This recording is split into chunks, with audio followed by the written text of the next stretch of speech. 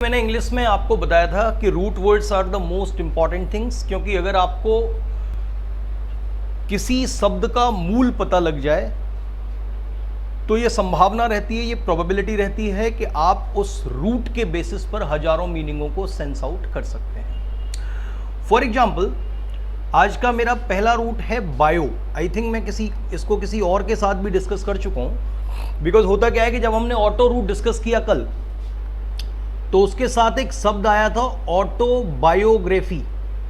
I hope I am clear with this. अब भले ही कल में ए लेटर के जो रूट थे वो डिस्कस किए थे, लेकिन बायो बी से आता है। इसमें भी मैंने बताया था इसका संधि विच्छेद करेंगे तो वो होगा auto plus bio plus graphy. Auto का मतलब सेल्फ, स्वचालित, स्वयं, जैसे ऑटोमेटिक, ऑटोमेशन, ऑटोमोबाइल, ऑटोग्राफ। और ग्राफ का मतलब टू राइट, लिखना। और मैंने बताया था ऑटोग्राफ का मतलब खुद आप साइन कर देते हैं, उसी को आपका क्या बोला जाता है, ऑटोग्राफ। ग्राफ का मतलब टू राइट, लिखना।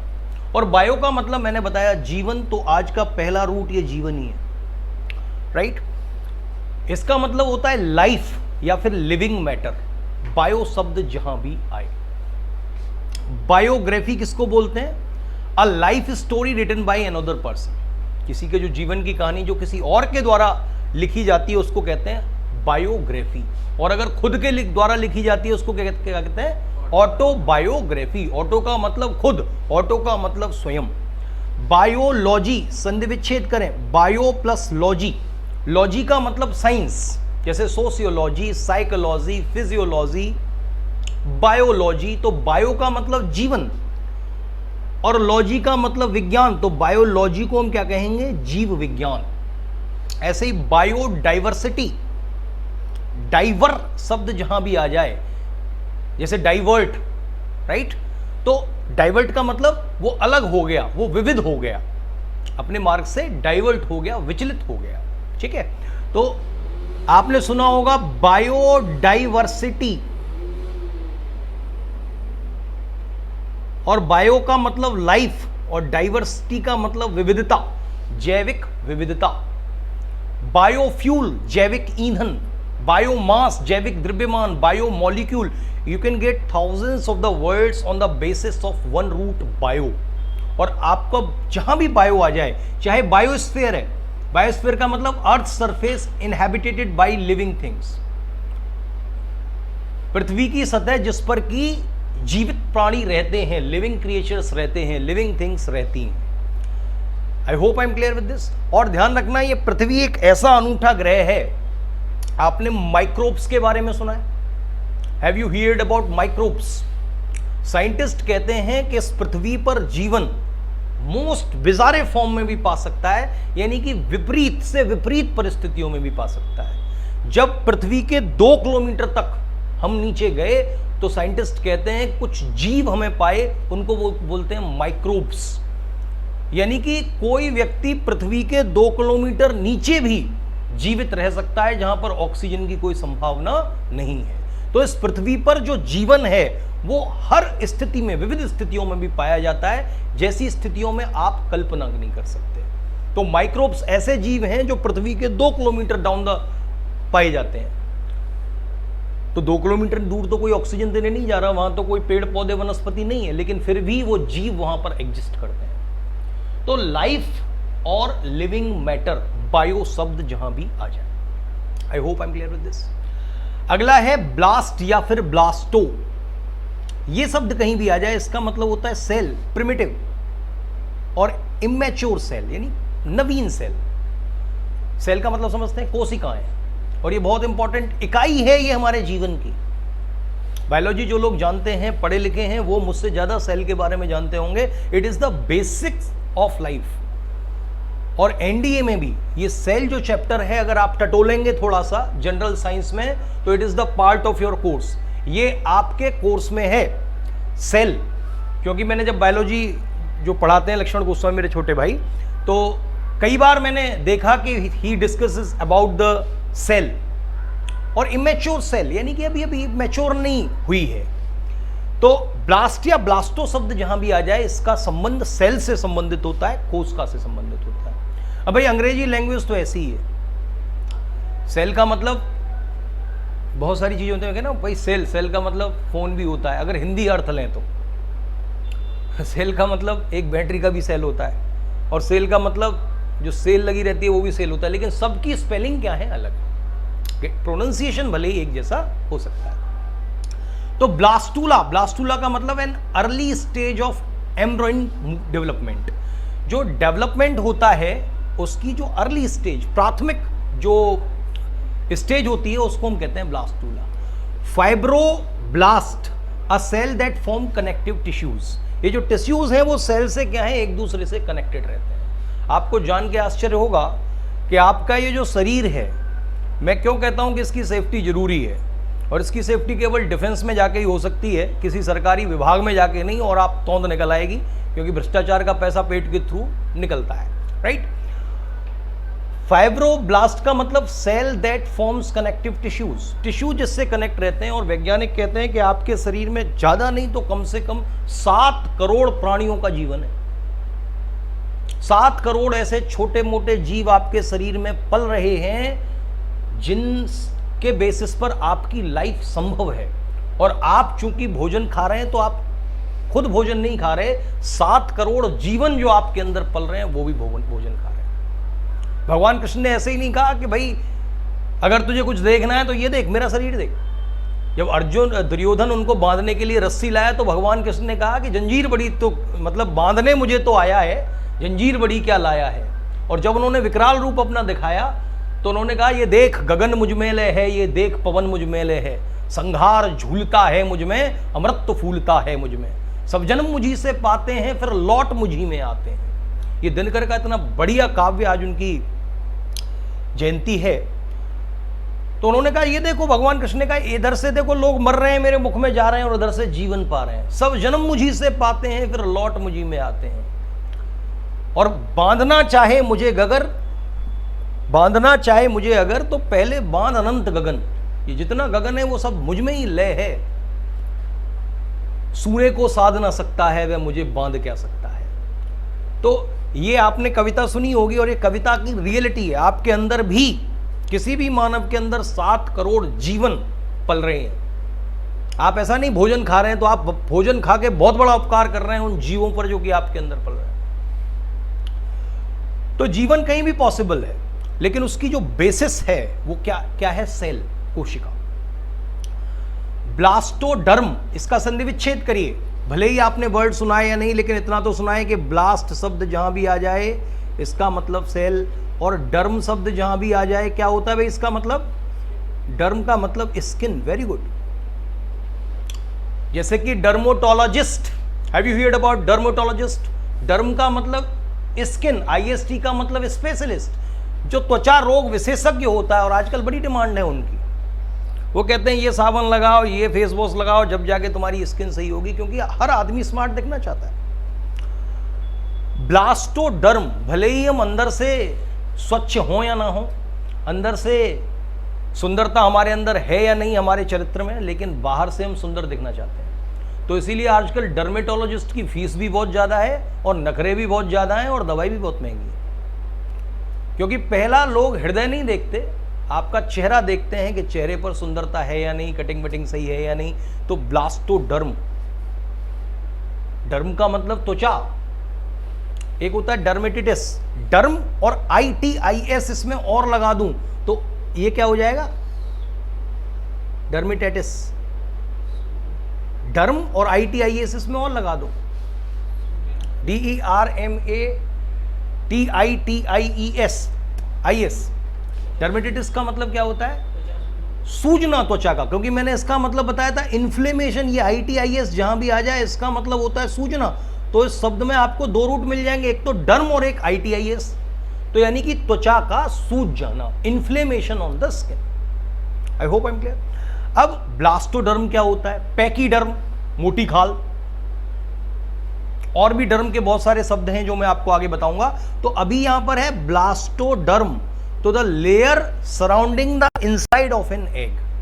प्रकृति ने अंडों को इतनी सुरक्षा दी है कि कभी आप अंडा खोल के देखें तो उसका जो चूजा बच्चा होता है वो जीवन ऐसे प्रकृति देती है कि अंडे के ऊपर एक खोल होता है, वो क्या करता है, प्रोटेक्ट ही तो करता है एक, और बहुत हार्ड होता है वो।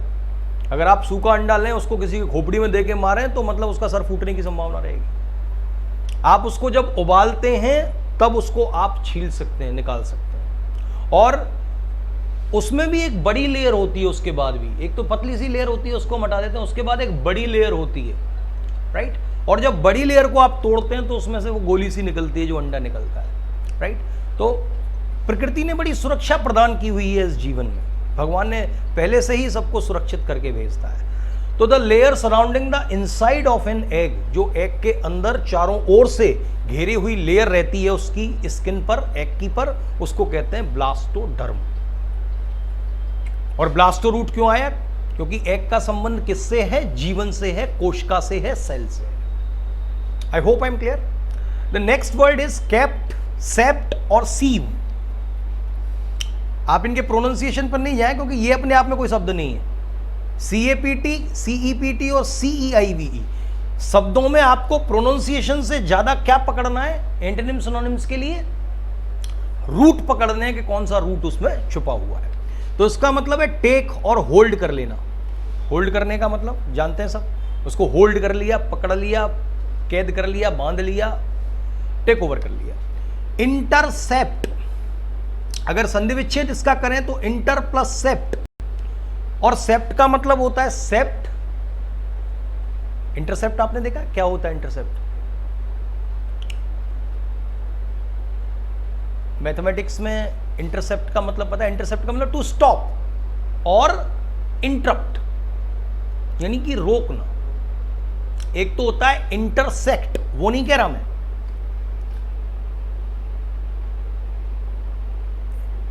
पॉइंट ऑफ इंटरसेक्शन सुना होगा। सेक्ट शब्द जहां भी आ जाए इसका मतलब होता है टू कट। तो इंटरसेप्ट का मतलब जो किसी को काटता हो, प्रतिच्छेदन, राइट। सेक्ट का मतलब होता है काटना, जैसे सेक्शन 12th A में पढ़ते हैं, B में पढ़ते हैं, C में पढ़ते हैं, यानी पूरी 12th क्लास को काट दिया गया ABC section. I hope I am clear. तो इंटरसेप्ट, परसीव, परसीव का मतलब to take notice of something. Perceive का मतलब किसी चीज को नोटिस में लाना, किसी चीज को कैच कर लेना, होल्ड कर लेना। कैप्टिवेटिंग, कैप्टिवेटिंग का मतलब टेकिंग होल्ड ऑफ। तो मैंने कहा आपने कैप्चर सुना होगा, कैप्चर कर लिया है। कैप्चर का मतलब अपने होल्ड में रख लिया है, यानी बंदी बना लिया है। तो कैप्चर भी शब्द यहीं से बना हुआ है। I hope I am clear. तो कैप्चर, कैप्टिवेटिंग, कैप्टिवेटिंग का मतलब किसी चीज पर होल्ड कर लेना, कब्जा कर लेना, बांध लेना, संबंध संदर्भित होता है। तो कैप्ट, CAPT, CEPT, CEIVE का मतलब समझ में आ गया। अगला ये शब्द मैं शायद पहले भी आपके साथ डिस्कस कर चुका हूं जब मैंने IST शब्द डिस्कस किया था। कार्डी या कार्डियो शब्द इंग्लिश में कहीं भी आ जाए, इसका मतलब हार्ट से रिलेटेड होता है, हृदय से रिलेटेड होता है। जैसे कि कार्डियोलॉजिस्ट आपने सबने सुना होगा। कार्डियोलॉजिस्ट का मतलब, IST का मतलब विशेषज्ञ, one who is expert in cardio, यानी कि हार्ट रिलेटेड डिजीजेस। जो हृदय रोग विशेषज्ञ होता है उसको हम कहते हैं कार्डियोलॉजिस्ट। और देखिए एक एक चीज का मैं संधि विच्छेद आपको करके दूंगा। अगला शब्द है कार्डियोजेनिक, और यू माइट बी सरप्राइज्ड कि ये आपको कई बार CDS में पूछा जा चुका है, SSC में पूछा जा चुका है। जेनिक का मतलब क्या होता है? जेनेरिक मेडिसिन सुनी है आपने? जेनेटिक सुनी है? जेनेटिक। तो जेनिक का मतलब ये कहता हूं, ये जो आपके अंदर रोग है ना वो जेनेटिक है, यानी आपके फादर से आप में ट्रांसफर हुआ, आपसे आपके बच्चों में होगा, आपके, यानी कि जेनेटिक, यानी पीढ़ी दर पीढ़ी चला आ रहा है। कार्डियोजेनिक का मतलब हृदय जनित। कार्डियोजेनिक का मतलब हृदय जनित, यानी कि जिनका जो पिता है, यानी कि जिनकी जो उत्पत्ति कर रहा है वो कौन कर रहा है? हृदय कर रहा है, आपका कार्डियो कर रहा है, उसको हम कहते हैं cardiogenic, resulting from heart disease. अगर आपको हार्ट डिजीज होती है तो हार्ट डिजीज के साथ और भी चीजों की होने की संभावना होती है। अगर आप, मैं जहां तक फौज की बात बता रहा हूं, MSCTC पुणे में मैं भर्ती रहा, एयरफोर्स कमांड हॉस्पिटल बेंगलोर से ट्रांसफ़र हुआ था, और कमांड हॉस्पिटल के बाद मुझे पुणे ले जाया गया जब मैं एयरफोर्स में था। तो वहाँ पर जो भी व्यक्ति हार्ट से रिलेटेड डिजीज के आ रहे थे, किसी के लंग में इन्फेक्शन है, किसी के लंग में पानी भर रहा है, किसी को टीबी हो रही है, किसी को ब्लड आ रहा है, थूकने के माध्यम से खून आ रहा है, तो उन सब के और भी टेस्टिंग होती थी। उनकी HIV की भी टेस्टिंग होती थी।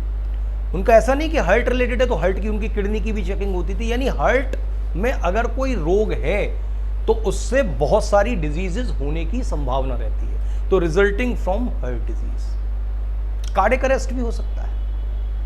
अभी क्या कहा जा रहा है कि कोरोना जो है वो हर एक के लिए खतरनाक नहीं है। रिकवरी रेट 80+% चला गया है। तो आप सोचिए कि जिसमें 100 में से 80% लोग नहीं मर रहे और 10-15% पेंडिंग में चल रहे हैं, केवल 4-5% लोग मर रहे हैं, तो इसका मतलब क्या हुआ कि जो नहीं मर रहे हैं उनके अंदर इम्यूनिटी डेवलप की जा चुकी है, रोग प्रतिरोधक क्षमता उनके अंदर डेवलप हो गई है, उस वायरस के प्रति उनकी बॉडी जो हो गई है वो रजिस्टर हो गई है। यानी कि अगर एक बार जिसको हो गया कोरोना और वो पॉजिटिव होकर नेगेटिव हो गया तो उसकी बॉडी में एंटीबॉडीज डेवलप हो गई कि अब जब कभी भी कोरोना का अटैक होगा तो ये बॉडी उसको झेलने के लिए सक्षम है, कोरोना उसका कुछ नहीं बिगाड़ पाएगा। राइट। तो ये जो कोरोना का सिस्टम है उसमें भी हम कह रहे हैं कि जिनको पहले से हार्ट डिजीजेज हैं, लंग डिजीजेज हैं, डायबिटीज वाले हैं, बच्चे हैं, यानी कि जिनकी रोग प्रतिरोधक क्षमता इतनी नहीं बढ़ी है, बच्चे अभी हर एक एनवायरमेंट में तो फिट नहीं हुए। अब फौज का आदमी है, मरने की प्रोबेबिलिटी बहुत कम होगी क्योंकि वो ऐसी ऐसी जगहों पर रहता है जहाँ नेगेटिव टेम्परेचर है, जहाँ बहुत ज़्यादा रेगिस्तान है, तापमान बहुत ज़्यादा है। तो ऐसी ऐसी बीभत्स लोकेशन पर जिस बॉडी को रहने की आदत डेवलप हो जाती है उसका कोरोना कुछ नहीं बिगाड़ सकता। हाँ, जो पहले से ही रोगों से ग्रसित हैं वो मारे जा रहे हैं क्योंकि उनके अंदर एंटीबॉडीज जो हैं, एंटी का मतलब समझते हैं प्रतिरोधक, अगेंस्ट, और बॉडीज का मतलब वो जो कोशिकाएं हैं, राइट, एंटीबॉडीज उसके अंदर डेवलप हो जाती है। तो मैं समझता हूं, अच्छा और भी बहुत सारी चीजें होती है। कार्डिक का मतलब क्या होता है? रिलेटिंग टू हार्ट, यानी कि हृदय के संबंध में, और भी बहुत सारे शब्द हो जाएंगे। कार्डियोग्राम सुना है आपने, कार्डियोग्राफ सुना है, ग्राफ का मतलब लिखना। आपने मूवी में देखा होगा आपकी जो हार्ट बीटें वो ऐसे ऐसे ऐसे ऐसे चलती रहती हैं, जैसे ही आप मरते हैं तो कांस्टेंट हो जाती है। यानी स्पंदन का मतलब क्या है, अप एंड डाउन का मतलब क्या है कि आपके अंदर जीवन है, आपका हृदय धड़क रहा है। और मैंने जैसा आपको बताया, हृदय की गति का रुकना ही अंतिम मृत्यु नहीं है। अंतिम मृत्यु 3 दिन बाद होती है। औरा मंडल, औरा का खत्म हो जाना, आभा मंडल का खत्म हो जाना ही अंतिम मृत्यु होती है। और वैज्ञानिक कहते हैं कि ऐसा 3 दिन बाद होता है, तो इसलिए हर धर्म में तीसरे दिन का बड़ा महत्व है। कोई मर जाए तो तीसरे दिन जाते हैं ना शमशान में दोबारा से उसके पास अंतिम विदाई देने उसको। हमारे धर्म में भी जाते हैं, हर धर्म में जाते हैं, क्योंकि एक निचोड़, एक बात हमने पकड़ ली है, भले ही उसका पीछे का विज्ञान हमें पता हो या ना हो, कि तीसरा दिन बहुत महत्वपूर्ण है। और वैज्ञानिक कहते हैं कि अंतिम मृत्यु तीसरे दिन होती है। अगर 2 दिन तक वैज्ञानिक कोई उपाय खोज लें तो उसको पुनर्जीवित किया जा सकता है। तो इसका मतलब वैज्ञानिक कहते हैं, अब उनको रियलाइज हुआ कि भाई अंतिम मृत्यु तो तीसरे दिन ही होती है। लेकिन आपने वैज्ञानिकों की बात तो नहीं मानी थी ना। हमारे पूर्वज तो मरते थे, तीसरे दिन जाते थे, वो अंतिम विदाई होती थी, उनके जो भी अवशेष थे उनको लाकर गंगा में प्रवाहित करने का या कहीं भी प्रवाहित करने की हमारी संतति आ रही थी। यानी हमारी संस्कृति में वैज्ञानिकता थी। आज लोग तिलक लगाते हैं, हम कहते हैं यहाँ तीसरी आंख है, तो वैज्ञानिकता थी पहले। हिंदू धर्म ने बताया कि ये ऐसी जगह है जिसको आपको इंपॉर्टेंस देना चाहिए, क्योंकि यहां से बहुत बड़े रहस्य के खजानों का उद्घाटन होता है आपके अंदर जो छुपे हुए हैं, इस प्रकृति के अंदर जो छुपे हुए हैं। लेकिन अब क्या केवल तिलक रह गया, प्रतीक रह गया है। अब कोई तिलक लगा के आए तो उसको मूर्ख और समझाया था, देखो क्या, क्योंकि पीछे की वैज्ञानिकता, प्रामाणिकता चली गई है। लेकिन अब बस वो पूंछों को ढो रहे हैं कि तिलक लगाने वाले को भी नहीं पता कि यहां क्यों तिलक लगाया जाता है। I hope I am clear with this. इसके बाद आता है कार्न या कार्नी शब्द, जहां भी आ जाए इसका मतलब फ्लैश या मीट, मांस से संबंधित होता है। मैंने आपको एक रूट कराया था, वोरस, VOROUS, और वोरस का मतलब होता है टू ईट, खाने वाला। और कार्न का मतलब क्या होता है? मांस। कार्निवोरस का मतलब मांसाहारी, जो कि मांस खाता है। I hope I am clear. ऐसे ही herbivorous, you might have heard about herbivorous. भाई ये तो बहुत इंपॉर्टेंट शब्द हैं जो कि एयरफोर्स में कई बार पूछे जा चुके हैं, और मैं समझता हूं ये आते होंगे आपको। हर्बी का मतलब ग्रास और प्लांट। हर्ब, हर्ब सुने, नेचुरल हर्ब, क्या वनस्पति पेड़ पौधे, यही तो हर्बीवोरस का मतलब पेड़ पौधे उगा के खाने वाला। वो कौन होता है? शाकाहारी। हम लोग क्या करते हैं, अनाज उगाते हैं, खाते हैं, मुर्गा थोड़ी मारते हैं कोई। तो हम क्या हुए? हर्बीवोरस। लेकिन कुछ लोग ऐसे होते हैं, मांस पल्ले पड़ जाए तो चल आन दे उसको भी, रोटी और गेहूं दाल पड़ जाए तो उसको भी आन दे, तो उनको हम कहते हैं ओमनीवोरस।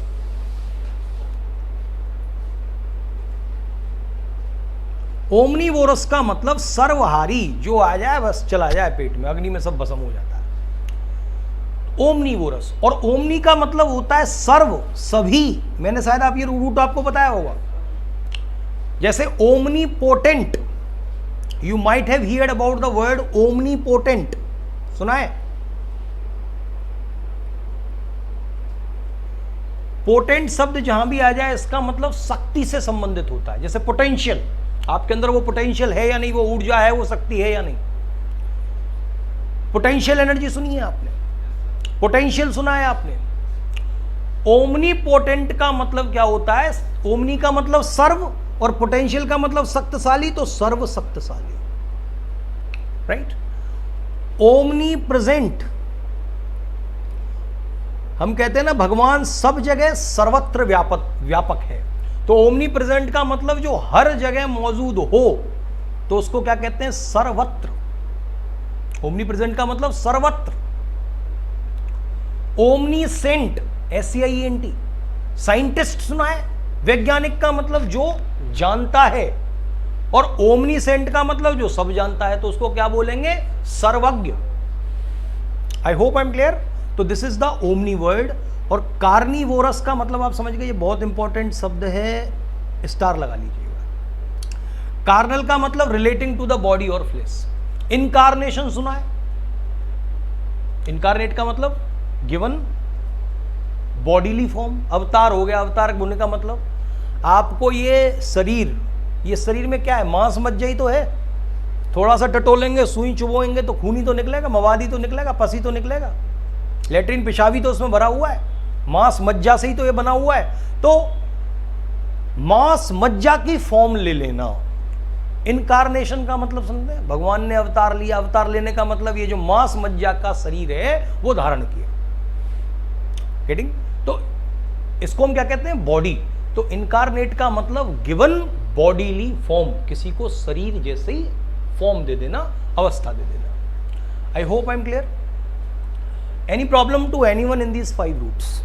कोई दिक्कत किसी को कैसी भी हो तो बताइए। तो ये शब्द जहां भी आए, तो ये तो केवल बानगी है कुछ शब्दों की, इनके बेसिस पर आप हजारों मीनिंगों को सेंस आउट भी कर सकते हैं। Am I clear with this? ठीक।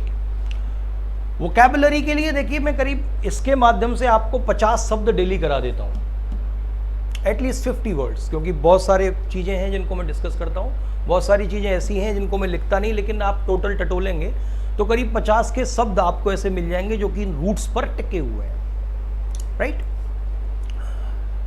जैसे कि इस पर मैंने कैप्चर आपको सुनाया, कैप्चर भी होता है ना, कैप्चर कर लेना, कैप्टिवेटिंग, कैप्चर, और भी बहुत सारे शब्द हो जाते हैं। कैप्टन सुना है आपने? तो और भी बहुत सारे शब्द हो जाएंगे, लेकिन इसके अलावा भी आपको जो प्रीवियस ईयर की मीनिंग्स हैं वो अपने आप तैयार करनी है। मैंने इंग्लिश का एक ही सिद्धांत बताया, read read and read. Newspaper पढ़ो, जो मीनिंग नहीं आए उनको डिक्शनरी से कंसल्ट करो, ठीक है भाई। मैं कोई गारंटी नहीं देता कि यही मीनिंग आपको पूछी जाएंगी, लेकिन आपकी वोकैबुलरी में बहुत सारी मीनिंग भर जाएंगी, और ये उन इंपॉर्टेंट मीनिंग्स में से हैं जो हर कॉम्पिटिटिव एग्जाम में पूछी गई है। Getting my point?